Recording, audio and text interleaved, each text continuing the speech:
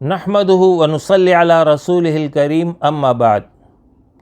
شریعت نے مرد اور عورتوں کو سطر کے حدود متعین کیے ہیں جس کی پابندی دونوں پر لازم ہے۔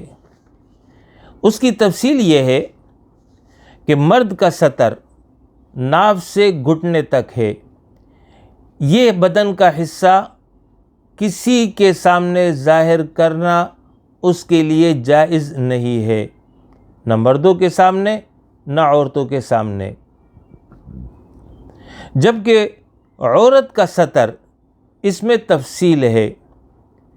اس میں اول یہ ہے کہ غیر محرم سے عورت مکمل پردہ کرے گی، اس کے سامنے اپنے جسم کے کسی بھی حصے کو ظاہر نہیں کرے گی۔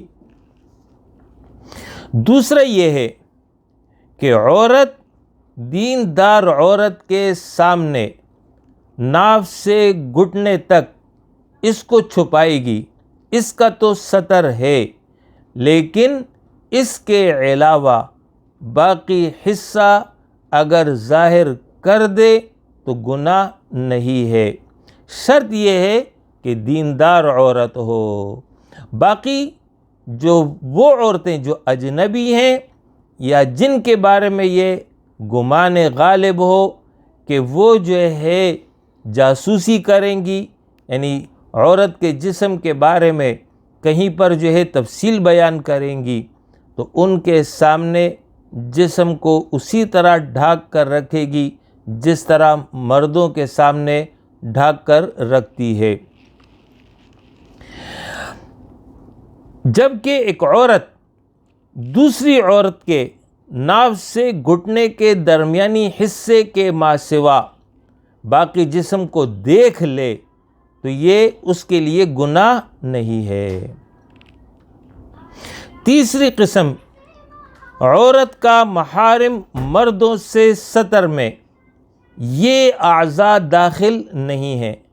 محارم یعنی جن سے نکاح حرام ہے، تو وہ اعضاء جو داخل نہیں ہے سطر میں وہ یہ ہیں: سر، بال، گردن، کان، بازو، ہاتھ، پاؤں، پنڈلی، چہرہ اور گردن سے متصل سینے کا اوپری حصہ۔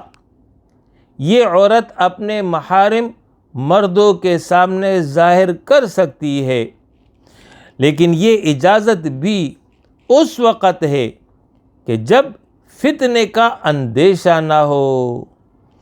لہذا چہرہ اور ہاتھ اور پاؤں کے سوا باقی اعضاء یعنی بازو، پنڈلی اور سر اور گردن سے متصل سینے کا اوپری حصے کو ڈھکا رکھنے میں ہی احتیاط ہے، اور جہاں فتنے کا اندیشہ ہو تو ان اعضاء کو چھپانا پھر واجب ہوگا۔ میاں بیوی ان کے درمیان سطر نہیں ہے۔ یہ تو عورت کے سطر سے متعلق تفصیل تھی۔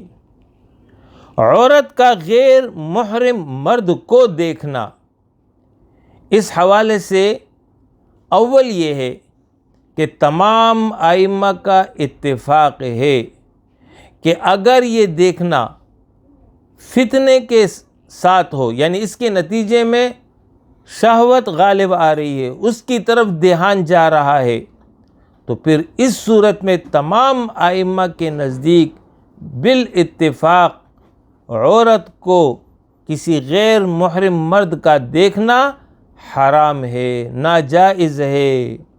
اور اگر فتنہ نہ ہو تو پھر اس صورت میں امام ابو حنیفہ، امام مالک، امام احمد بن حنبل رحمہم اللہ، ان تین ائمہ کے نزدیک عورت کا غیر محرم کو دیکھنا جائز ہے، جبکہ ہمارے چوتھے امام شافعی رحمہ اللہ کے نزدیک کسی بھی صورت میں ایک عورت کا غیر محرم مرد کو دیکھنا جائز نہیں ہے، خواہ فتنے کا اندیشہ ہو یا فتنے کا اندیشہ نہ ہو۔